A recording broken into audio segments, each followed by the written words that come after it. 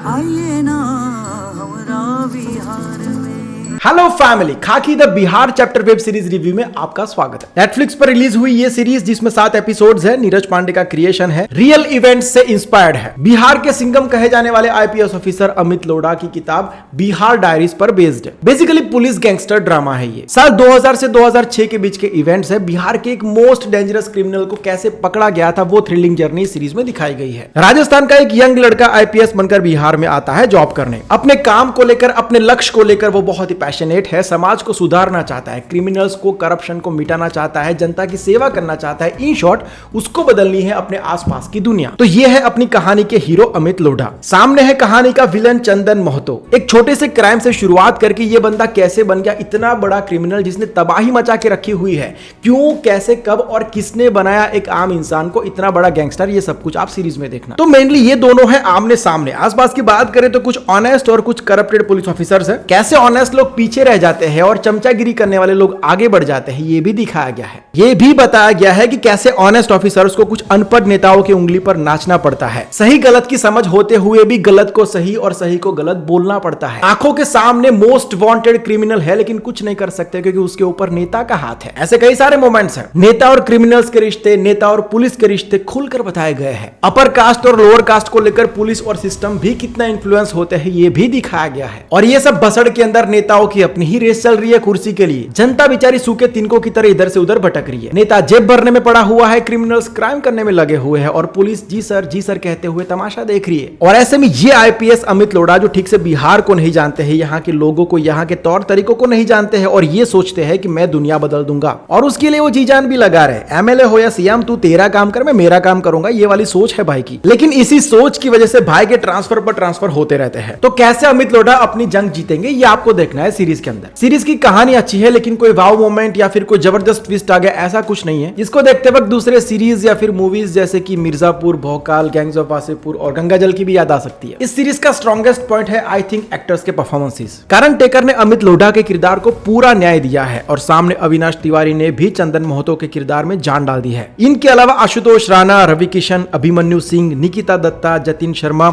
ऐश्वर्या सुस्मिता ने भी बहुत ही बढ़िया काम किया है। स्क्रीन प्ले थोड़ा स्लो है लेकिन स्टोरी टेलिंग एंगेजिंग है तो आप बोर नहीं होंगे। 5th एपिसोड से कहानी टॉप गियर में आ जाएगी। पहले 4 एपिसोड्स के अंदर किरदारों का जीरो टू समबड़ी बनने की कहानी बताई गई है, बहुत ही अच्छे से, बहुत ही डीपली। बीजीएम अच्छा है, ओवरऑल प्रेजेंटेशन और डायरेक्शन भी बढ़िया है। कुल मिला के बात करें तो वर्थ वॉचिंग सीरीज है, मुझे अच्छी लगी।